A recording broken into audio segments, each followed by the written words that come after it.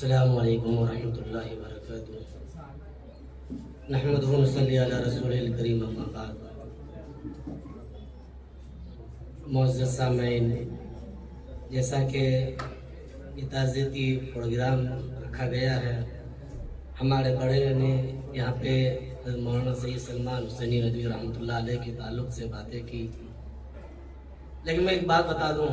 دراصل بات یہ ہے کہ جس دن حضرت کی وفات ہوئی میں اس دن سسرال میں تھا، اور اتفاقاً ایسا ہوا کہ میرا موبائل بھی خراب چل رہا تھا۔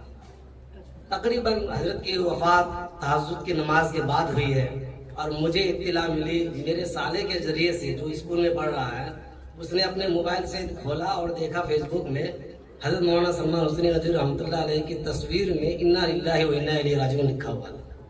تو انہوں نے مجھے کہا کہ ان کو پہچانتے ہیں، شاید ندوے کا ہے۔ ہاں، بولے ان کے اچھا یہ بتائیے انا للہ و انا الیہ راجعون کس کے نام پہ لکھا جاتا ہے؟ میں نے کہا جو انتقال ہوتا ہے ہمارے یہاں یا کوئی حادثات ہوتے ہیں تب لکھا جاتا ہے۔ کہا یہ انا للہ و انا الیہ راجعون لکھا ہے۔ میں میرے یعنی پیر سے میری زمین کھسک گئی۔ وجہ کیا ہے کہ میری روحانی اور قلبی پیر سمجھ لیجیے، میری خواہش تھی کہ اس مرتبہ ہم جائیں اور حضرت سے بیعت کریں، لیکن اتفاقاً یہ نہ ہو سکا۔ اور دوسری بات یہ ہے، تب پھر میں نے تحقیق کی اپنے ساتھیوں سے، مولانا غلام ربانی صاحب وغیرہ سے اور دیگروں سے، پتہ چلا کہ واقعتاً حضرت یہاں سے انتقال کر چکے ہیں۔ ہم نے حضرت سے حجت اللہ بالغہ فضیلت کے سال میں ہم لوگوں نے پڑھی ہے۔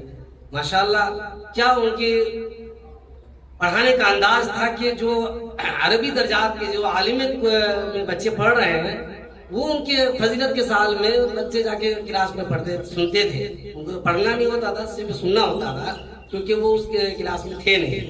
لیکن یہ تعجب کی بات ہے کہ حضرت جب بھی کوئی بھی بات بولتے، اور خصوصاً ہم گائے بگائے ملاقات کرتے فضیلت کے سال میں، افتاح کے سال میں، تو بہت ہمارے دلجوئی ان سے لگی، یہاں تک کہ ان کی تحریر میں، تقریر میں ہم نے کوشش کی کچھ نہ کچھ آ جائے، لیکن آیا تو نہیں۔ لیکن محبت ہے، اللہ تعالیٰ سے دعا ہے کہ حضرت کے نعم و بدل اس دنیا میں کسی اور کو اللہ پیدا کر دے، تاکہ پھر ان سے بھی کام لیا جائے۔ وآخر دعوانا الحمدللہ رب العالمین۔